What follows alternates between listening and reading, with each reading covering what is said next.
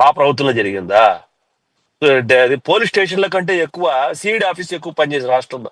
CID అనేది limited version. అది ఏదైనా సాల్వ్ కాని కేసులు, డిటెక్ట్ కాని కేసులు ఉంటే ఆ కేసులు వాళ్ళకి అప్పగిస్తే వాళ్ళు ఆ పని మీద ఇన్వెస్టిగేషన్ చేసుకుంటారు.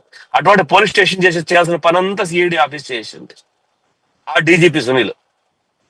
అంతా జగన్మోహన్ రెడ్డి గారిని అరెస్ట్ చేసే ధైర్యవత కూటమికి ఉందా అని చెప్పి సవాలు విసురుతున్నారు. ఎవరినైనా అరెస్ట్ చేస్తారు నేరస్తుండే. 2004 రాజశేఖర రెడ్డి గారు చనిపోయిన తర్వాత నేరాలు 18 నెలలు జైల్లో పెట్టా ఇదే జగన్మోహన్ రెడ్డిని. ఆయన ఏమైనా పైనుంచి ఊడిపడినాడా? Right, okay okay. ఆయన పైనుంచి ఊడిపడినాడా అంటే వర్మ గారు?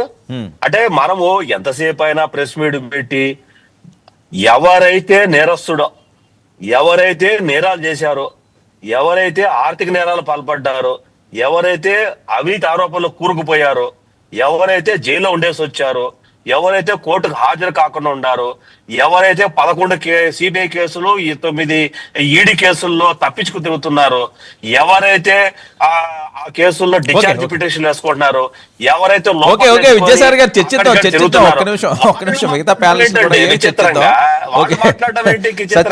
సత్య గారు మాట్లాడితే మేము మాట్లాడాలా? ఓకే ఓకే ఓకే, ఇస్తారు ఒక నిమిషం వాళ్ళు మాట్లాడే మళ్ళీ మాట్లాడదు కానీ విజయసాయి గారు. ఓకే, ఒక్క నిమిషం.